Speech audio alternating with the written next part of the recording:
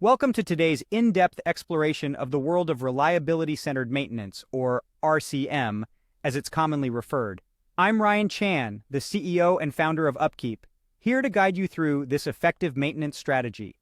If you've ever wondered how to keep your equipment running smoothly while keeping costs down, this video will shed some light on that. We'll discuss the comparison between RCM and preventive maintenance and explain how RCM can optimize your maintenance tasks. Let's get started.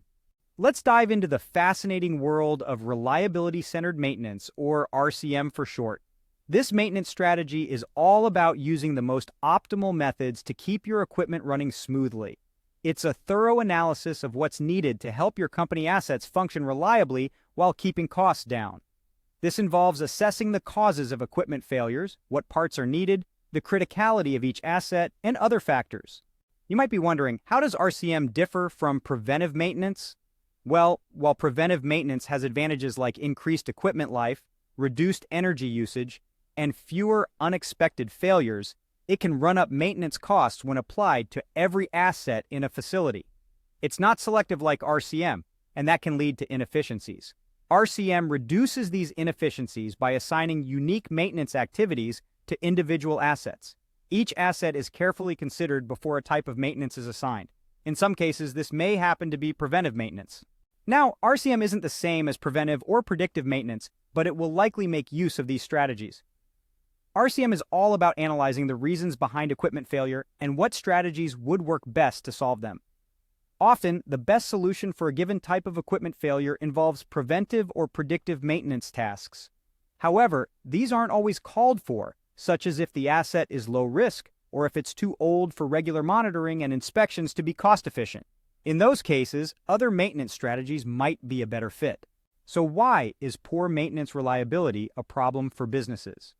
Well, the goal of RCM is to make sure maintenance tasks are both efficient and effective.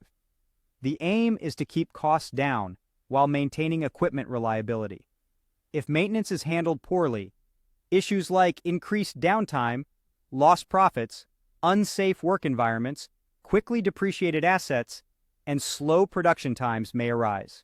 Now let's discuss the evaluation criteria for RCM. This involves a thorough analysis of each asset's failure modes, criticality, impact, and so forth. This analysis often involves answering 9 important questions about the equipment's purpose, performance requirements, and impact on the system as a whole. These questions help you get a clear idea of what types of maintenance you should implement for each of your assets. Performing RCM is a multi-step process. It involves identifying valuable machinery or equipment, identifying reasons for system failure, recording those failure components, working to find an optimal solution, putting that solution in place, and monitoring results over time for improvement. In conclusion, you can use reliability-centered maintenance to decrease maintenance costs while upholding compliance by applying the right types of maintenance to individual assets. Instead of applying a single maintenance type facility-wide, you can use RCM to make maintenance more targeted, individualized, and efficient. This is a maintenance strategy that requires significant resources up front, but has the ability to turn your maintenance program into a world-class operation. Now let's answer some frequently asked questions about reliability-centered maintenance. Some of the best KPIs to track your maintenance program's performance include PMP, response time for repairs and work orders, reactive maintenance tasks per machine, schedule compliance, maintenance backlog, and maintenance overtime. When trying to balance your maintenance workload, it helps to take a close look at your scheduling practices, coordinate with staff members, and evaluate your staffing needs as a whole. Current trends in facility management include IoT with smart technology, data-driven decisions, AI and automation, and increased mobility.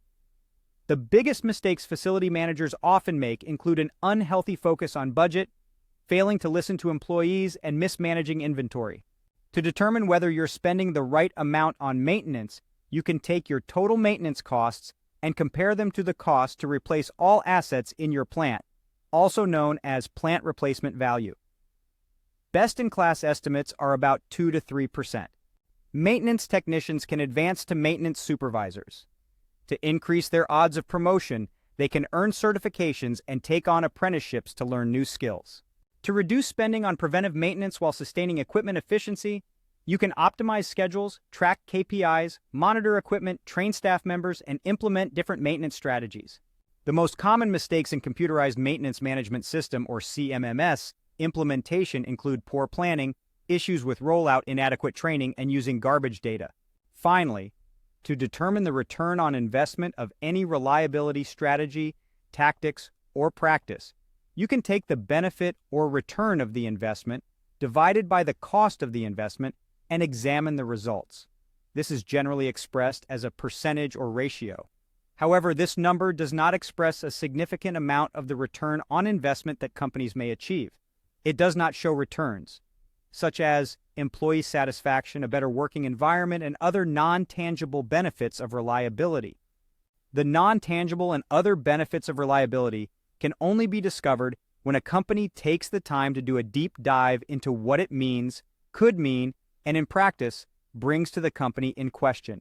This can be done by learning how to do the math behind your decisions. Focusing your maintenance efforts on specific failure modes and the tasks that solve them. Looking at the life cycle cost and using that to inform your decisions. And exploring initiatives that have little to no initial payback. Remember, the entire story can only be found if you include in your process a part dedicated to examining your overall equipment effectiveness and talking to your maintenance technicians. Evaluating equipment downtime may be part of this strategy as well. So don't forget these important steps of actually examining your equipment and talking to your people before you finalize your numbers and discover the ROI of reliability. Thank you for watching. We hope this video has provided valuable insights into reliability-centered maintenance and how it can optimize your maintenance tasks, reduce costs, and improve equipment reliability.